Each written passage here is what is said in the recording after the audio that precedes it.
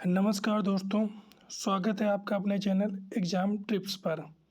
आज हम बात करने वाले हैं जो यूपी होम गार्ड जो स्वयंसेवकों की जो भर्तियां आई हैं, जिनके बारे में शासनादेश जारी किया गया है, उनके बारे में कि इसमें क्या योग्यता रहने वाली है, कैसे इसकी चयन प्रक्रिया होगी, कौन सी संस्था इसकी चयन प्रक्रिया कराने वाली है। तो इसके बारे में हम पूरी डिटेल इस शासनादेश के माध्यम से समझने वाले हैं। तो इसमें जो कहा गया है कि होम गार्ड स्वयंसेवकों की रिक्तियां को भरे जाने के संबंध में क्या क्या इसमें बात की गई, हम पूरी डिटेल में जानेंगे। तो इसका जो उत्तर प्रदेश राज्य होमगार्ड एनरोलमेंट मार्गदर्शिका के अंतर्गत प्रदेश के समस्त जनपदों में होमगार्ड्स के रिक्त पदों का निष्पक्ष एवं पारदर्शी एनरोलमेंट की कार्रवाई उत्तर प्रदेश पुलिस भर्ती एवं प्रोन्नति बोर्ड द्वारा कराई जाएगी। यानी इसकी जो भर्ती है ये उत्तर प्रदेश पुलिस भर्ती एवं प्रोन्नति बोर्ड के द्वारा कराई जाएगी। तो हमारा पहला डाउट ये क्लियर हो गया कि ये किसके माध्यम से कराई जाएगी। तो ये उत्तर प्रदेश पुलिस भर्ती एवं प्रोन्नति बोर्ड के द्वारा कराई जाएगी। उसके बाद इसमें क्या होगा, इसमें जो खासकर ध्यान रखने वाली बात ये है कि इसमें जो पदों की रिक्तियां होंगी वो जनपदवार रिक्तियों की अवधारणा जिला कलेक्ट्रेट कमांडेंट द्वारा दी जाएगी। यानी इसमें जिलावार भर्तियों यानी जनपद के हिसाब से जो भर्तियां खाली होंगी उसके हिसाब से रिक्तियों को भरा जाएगा। उसके बाद जो अगली इसमें है पात्रता, यानी क्या क्या कौन कौन से लोग इसके पात्र होंगे।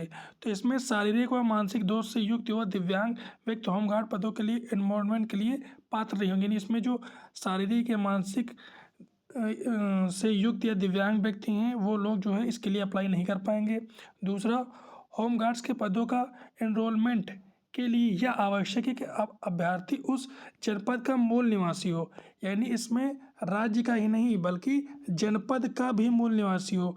जिस जनपद की रिक्तियों के सापेक्ष आपादन किया जाएगा, यानी इसमें जनपद के हिसाब से ही रिक्तियों में आवेदन किया जा सकेगा। यानी मान लेते हैं कि अगर वो लखनऊ का व्यक्ति है तो वो जो है लखनऊ में जो रिक्तियाँ हैं उन्हीं पर अप्लाई कर पाएगा। अगला है सार्वजनिक शासकीय अर्धशासकीय अथवा सार्वजनिक उपक्रम की सेवाओं में नियमित रूप से कार्यरत व्यक्ति होमगार्ड के पद पर एनरोलमेंट हेतु पात्र नहीं होंगे। अगला जो इसमें इम्पॉर्टेंट है कि किसी न्यायालय में कोई आपराधिक मुकदमा विचाराधीन होने की स्थिति में अभ्यर्थी होमगार्ड के पद पर एनरोलमेंट के लिए पात्र नहीं होगा। अगर उस पर कोई मुकदमा चल रहा है तो वो भी क्या होगा, पात्र नहीं होगा। होमगार्ड के पद पर एनरोलमेंट के लिए ऐसा पुरुष या महिला अभ्यर्थी पात्र नहीं होगा या होगी जिसकी एक से अधिक पत्नियां या पति जीवित हैं। ये भी एक पॉइंट है। नेक्स्ट है इसमें क्या ड्यूटी भत्ता रहेगा। तो होमगार्ड को काम करने के लिए बुलाए जाने पर शासन द्वारा समय समय पर निर्धारित ड्यूटी भत्ता भी दिया जाता है। इनको भी भत्ता दिया जाता है। फिर आरक्षण कैसे मिलेगा, जैसे सब भर्तियों में मिलता है कि अनुसूचित जाति अनुसूचित जनजातियों पिछड़ा वर्ग को जो है या आर्थिक रूप से जो कमज़ोर वर्ग हैं उनको जो है आरक्षण दिया जाएगा। नेक्स्ट क्या है, शैक्षिक योग्यता इसकी क्या होगी, सबसे इम्पॉर्टेंट पॉइंट।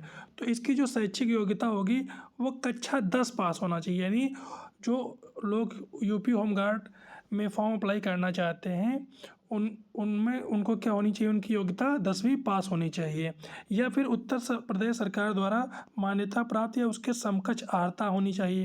या तो 10वीं पास हो या उसके समाज कोई जो है योग्यता होनी चाहिए।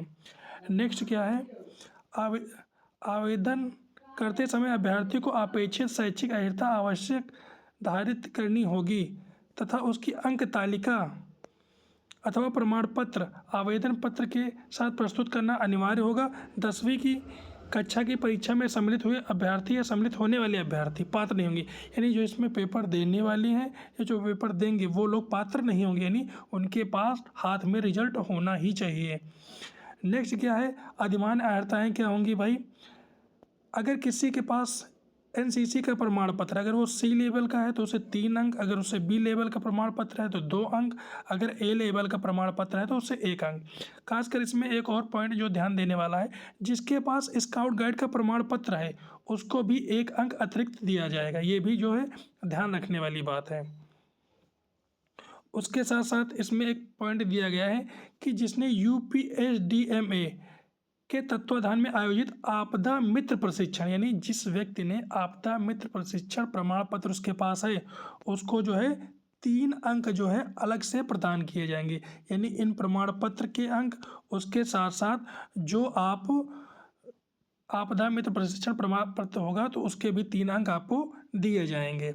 उसके बाद अगला एक इम्पॉर्टेंट पॉइंट है कि जिस भी अभ्यर्थी के पास 4 पहिया वाहनों के वैध ड्राइविंग लाइसेंस धारक होने की स्थिति में अधिमान्य आयता में दिए गए अंकों के साथ साथ 1 अंक और प्रदान किया जाएगा। यानी अगर आपके पास 4 यानी 4 व्हीलर का ड्राइविंग लाइसेंस है तो आपको 1 अंक और एक्स्ट्रा प्रदान किया जाएगा। अगला क्या है भाई कि जो है आयु सीमा क्या होगी?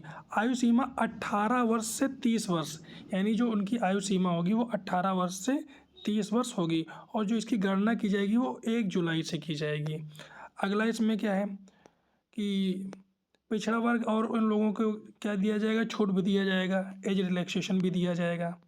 उसके बाद आवेदन शुल्क, आवेदन शुल्क के बारे में यहाँ दिया गया कि होमगार्ड स्वयंसेवकों के एनरोलमेंट हेतु अभ्यर्थी से लिए जाने वाला आवेदन शुल्क का निर्धारण कमांडेंट जनरल होमगार्ड के विचार विमर्श के पश्चात उत्तर प्रदेश पुलिस भर्ती बोर्ड द्वारा किया जाएगा। यानी अभी इसके बारे में कोई भी डिटेल नहीं दी गई है। इसमें यह बताया गया है कि कमांडेंट जनरल होमगार्ड जो भी डिसाइड करेंगे उसके बाद जो है उत्तर प्रदेश पुलिस भर्ती बोर्ड इसका निर्धारित करेगी। उसके बाद आवेदन पत्र कैसे होगा भाई, क्या क्या प्रारूप रहेगा? तो आवेदन पत्र की प्राकृतिक स्वरूप एवं उसमें निहित शर्तों का निर्धारण उत्तर प्रदेश पुलिस भर्ती बोर्ड एवं प्रतिनिधियों द्वारा किया जाएगा।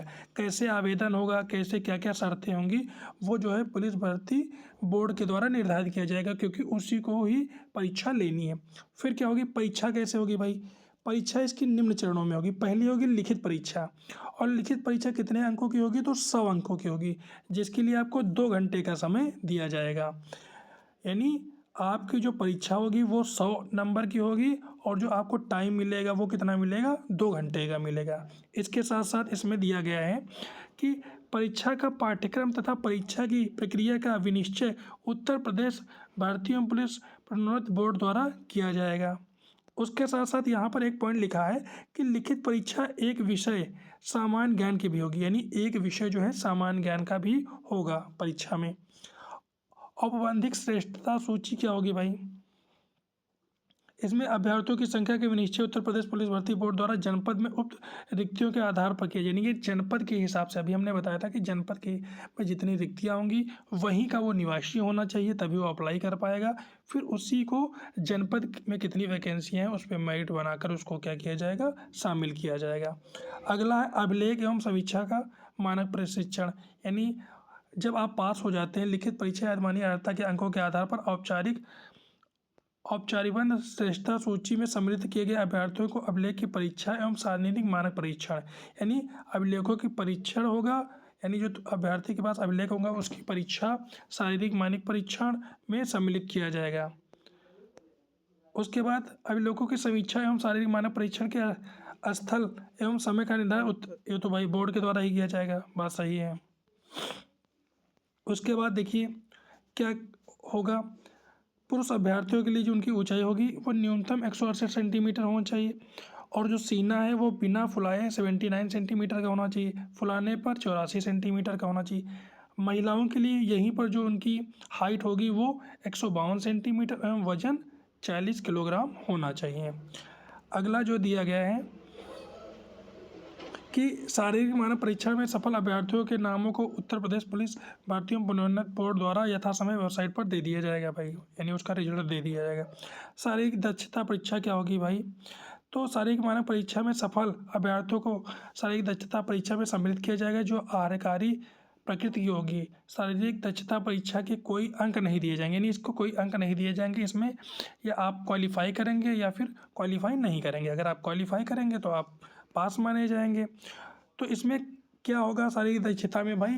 4.8 किलोमीटर की जो दूरी है उसको आपको 28 मिनट में, वही महिलाओं के लिए 2.4 किलोमीटर की दौड़ जो है 16 मिनट में कंप्लीट करनी है, और जो दौड़ पूरी नहीं कर पाएगा वो चयन प्रक्रिया से स्वतः ही बाहर हो जाएगा।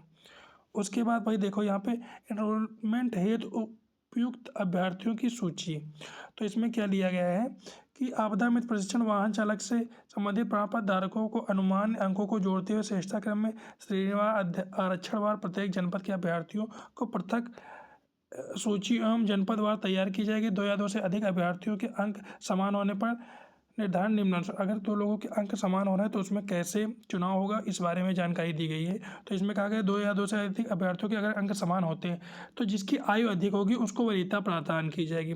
दूसरा पॉइंट क्या दिया गया है कि 2 या 2 से अधिक अभ्यर्थियों के अंक समान हों तो अभ्यर्थी की अधिमान्यता अवधारणा हाई स्कूल प्रमाण पत्र में उल्लिखित उनके नामों में अंग्रेजी वर्णमाला के अनुसार किया जाएगा। अगर एज भी सेम है तो क्या किया जाएगा कि जिसकी वर्णमाला का जो लेटर है उसके हिसाब से क्या किया जाएगा, उसको वरीयता दी जाएगी। फिर प्रतीक्षा सूची में क्या होगा, होमगार्ड एनरोलमेंट है तो कोई प्रतीक्षा सूची नहीं, यानी कोई भी इसकी प्रतीक्षा सूची नहीं दी जाएगी।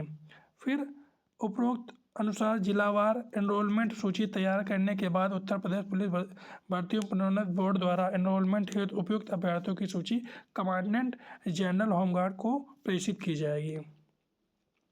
इसमें भाग 3 में क्या होगा भाई, स्वास्थ्य परीक्षण होगा और उसके साथ साथ चरित्र सत्यापन होगा और ये सब चीज़ होंगी। तो जिन लोगों को भी यूपी होमगार्ड के लिए अप्लाई करना है तो उन लोगों को ये पता होना चाहिए कि लंबाई उनकी न्यूनतम, अगर पुरुष हैं तो उसकी 168 सेंटीमीटर होना चाहिए, बिना फुलाए 79 सेंटीमीटर का और फुलाने पर सीने को 84 सेंटीमीटर होना चाहिए। इसके साथ साथ क्या होना चाहिए, अगर आपके पास कुछ स्पेशल प्रमाण पत्र हैं जैसे स्काउट गाइड हो गया तो 1 नंबर मिलेगा। अगर आपके पास एसजीसी का कोई ABC प्रमाण पत्र है तो उसी क्रम में आपको अंक दिए जाएंगे। इसके साथ साथ अगर आपके पास आपदा मित्र प्रशिक्षण प्रमाण पत्र है तो इसके लिए आपको 3 अंक अलग से दिए जाएंगे। इसके साथ साथ अगर आपके पास 4 व्हीलर का ड्राइविंग लाइसेंस है तो उसके भी 1 अंक प्रदान किए जाएंगे। और जो आयु सीमा होगी वो होगी आपकी 18 से 30 वर्ष होनी चाहिए। और जो आपकी योग्यता क्या होगी, वो 10वीं होगी या 10वीं के समकक्ष कोई भी जो योग्यता है वो होगी। और जो सूची तैयार की जाएगी रिक्त पदों की वो जिलावार तैयार की जाएगी और जो अभ्यर्थी इसमें आवेदन करेगा वो उस जिले का होना अनिवार्य है। और ड्यूटी और भत्ता भी मिलेगा, अगर समय समय पर सरकार बुलाती तो उसके लिए वो सरकार अपना ड्यूटी भत्ता भी देंगी। ये रही उत्तर प्रदेश जो होमगार्ड की वैकेंसी आने वाली है उसमें जो शासनादेश जारी किया गया है उसमें जो मेन पॉइंट हैं वो हमारे द्वारा आपको आसान भाषा में एक्सप्लेन किया गया है। हमारी वीडियो आपको कैसी लगी है कमेंट में ज़रूर बताएं। चैनल पर अगर पहली बार आए हैं तो चैनल को लाइक शेयर सब्सक्राइब करें। पूरा वीडियो देखने के लिए धन्यवाद। जय हिंद, जय भारत।